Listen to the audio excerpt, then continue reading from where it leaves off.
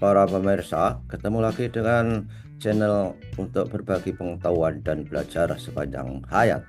Kita saat ini sedang berdua di Jakarta, tapi memanfaatkan waktu untuk bincang-bincang mengenai UN. Narasumbernya adalah Mas Heri Teguh Yono MPD.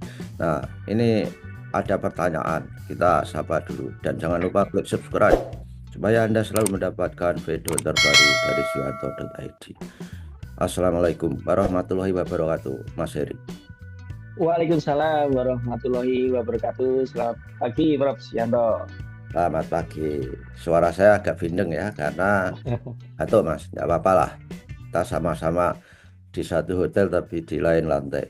Nah, Mas Heri, UN ini kan terus dibicarakan orang. Ada pro dan kontra. Kemarin ada tulisan di Kompas juga mengenai Hmm. UN. Nah, gimana UN ini dibandingkan dengan asesmen yang lain yang di lapangan? Mas Heri kan tahu persis di lapangan. Apakah uh, sebetulnya masyarakat itu mengharap ada sistem evaluasi seperti UN tapi tidak menentukan kelulusan misalnya saja. Ini penting atau tidak?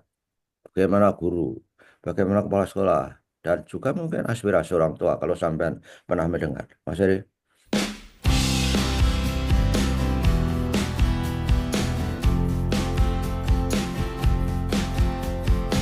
Kalau kita flashback, istilahnya adalah sisi gelap ujian nasional itu menjadi momok bagi teman-teman yang kontra, Prof. Seperti itu.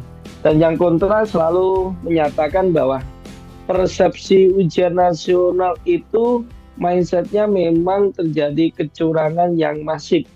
Apalagi ada asumsi bahwa sarana prasarana di setiap satuan pendidikan, di setiap daerah juga tidak sama.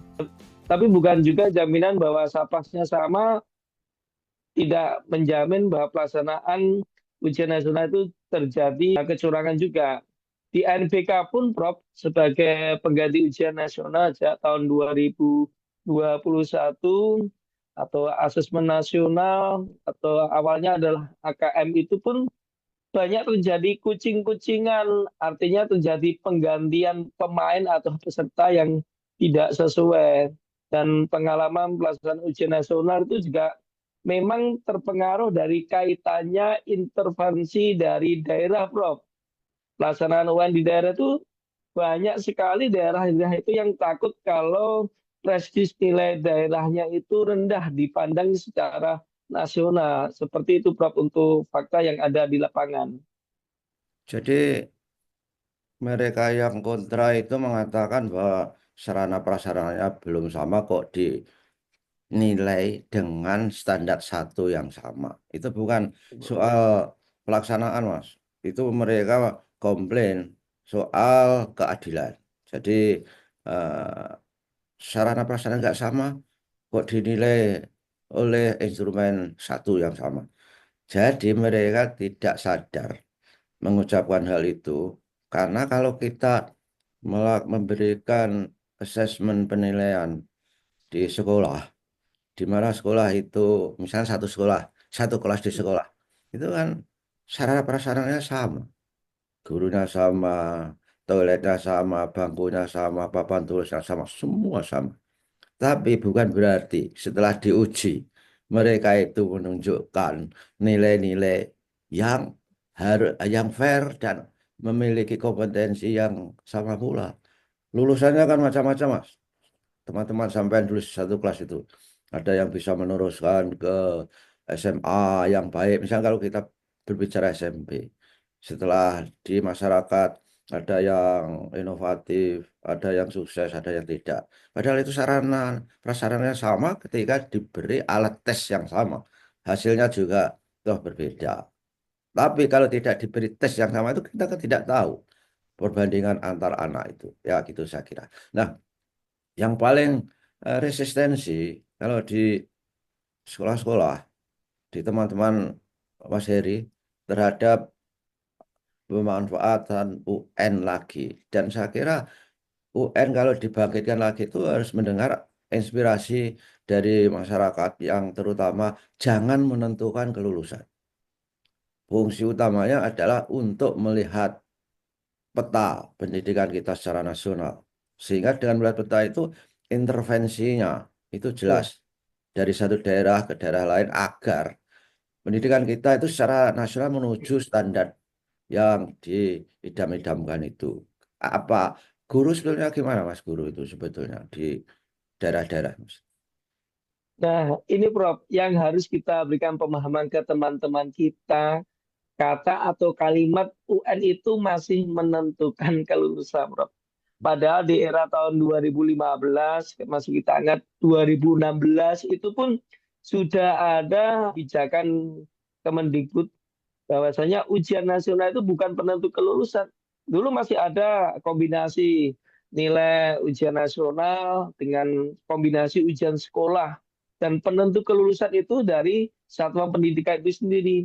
Dan ini kalau kita kaitkan, banyak teman-teman kita yang kadang memberikan survei, kurang memberikan arah yang edukatif.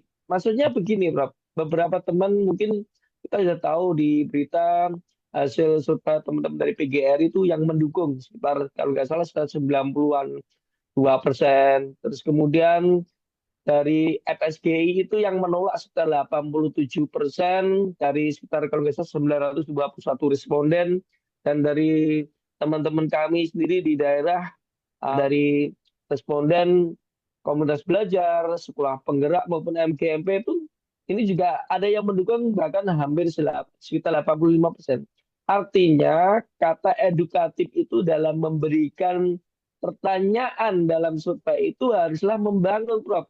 Jangan itu menjaga dan mengarahkan pertanyaannya bahwa ujian nasional masih sebagai penentu kelulusan. Itu yang pertama. Dan yang kedua, jangan sampai pertanyaan dalam survei itu hanya ada dua opsi, Prof. Misalnya alasannya setuju sama tidak setuju. Pasti kalau tidak ada nilai edukatif dan informatif bahwa ujian nasional sebagai penentu kelulusan, pasti teman-teman milihnya ya tidak setuju semuanya, Prof. Seperti itu. Ya kalau bisa opsinya ada, misalnya sangat tidak setuju, setuju, netral, tidak setuju, dan di bawahnya ada kalimat yang edukatif untuk memberikan alasannya, Bro. Sehingga tidak menggiring ke arah survei itu ke arah yang mungkin sudah diarahkan dan kita nanti kembali ke masa yang lampau. Dan itu adalah sisi gelap UN yang memang ini harus kita perbaiki bagaimana relevansinya ujian nasional dan diganti AN itu kita formulasikan ke arah yang lebih baik seperti itu, Bro. Ya sebetulnya kalau soal kecurangan itu versi terakhir UN itu sudah sangat bagus. Awalnya dulu pernah satu ruangan itu jenisnya 3 soal. Jadi diselang-seling, selang-seling sehingga orang nggak bisa saling kontak. Pernah Ya. zamannya Pak Nuh itu satu ruangan itu soalnya jenisnya sama dengan jumlah peserta. Nah, akhirnya dibikin UN berbasis komputer. Wah, itu yang paling dahsyat dan itu sulit untuk curang karena semua orang mengerjakan soal yang beda dan bank soalnya banyak sehingga bisa diacak dengan standar yang sama. Baiklah, kemudian eh, saran Mas Heri untuk ke depan apa? Untuk sebagai guru di Karanganyar sana itu, kalau tentang UN masa depan masih diperlukan atau tidak sebenarnya? Biasanya kompetensi itu memang harus holistik ya. Kemudian akomodasi perbedaan itu justru untuk menjadi pemetaan secara nasional, Prof.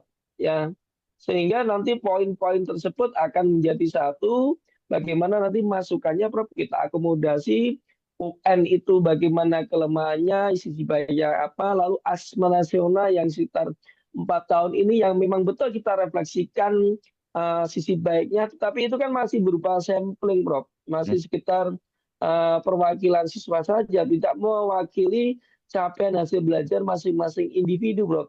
Hmm. Jadi kalau saran kami itu kita ambil jalan tengah dari subjeknya, ya kita pindahkan dulu kalau samplingnya asesmen nasional yang sebenarnya juga sudah baik, tapi keterwakilannya kurang mencakup, kita ambil siswa ya dari akhir jenjang, misalnya kelas 6, kelas 9, jangan kelas 12. Dan materinya tentu saja bisa jawabnya dalam skala populasi MAPEL ataupun penggabungan dari asesmen nasional, Prof. Jadi nanti bisa dua opsi seperti yang kita ambil yang utama bahasa Indonesia, kemudian bahasa Inggris, IPA atau sains, atau opsi kedua kita menggabungkannya dengan asesmen nasional itu tetap ada pengukuran literasinya berbasis literasi dan konsep literasi ini bukan nanti mengarah hanya literasi itu membaca tapi ini adalah zat literasi itu kan ada perkembangan literasi ada yang membaca berarti ke arah utamanya fokus guru bahasa Indonesia walaupun literasi ke mapel lain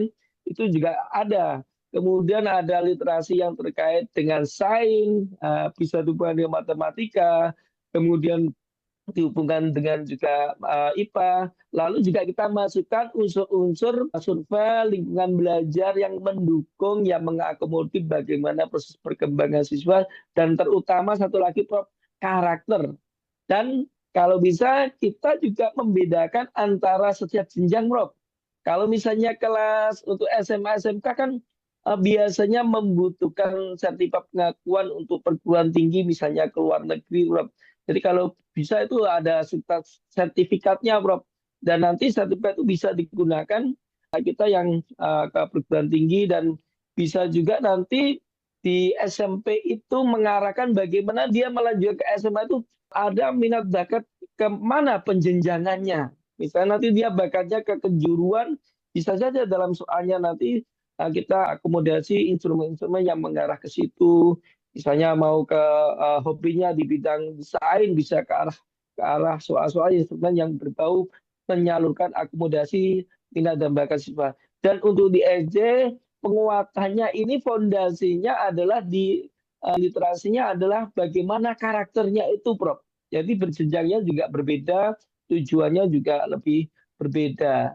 Oke, terima kasih Mas Heri. Baiklah, para netizen, itu nanti bincang itu tadi bincang-bincang soal UN. Mudah-mudahan menginspirasi Anda semua untuk tetap mendidik anak bangsa. Terima kasih Mas Heri. Sampai ketemu lagi. Wassalamualaikum warahmatullahi wabarakatuh. Waalaikumsalam warahmatullahi wabarakatuh. Terima kasih, Prof. Terima kasih Mas.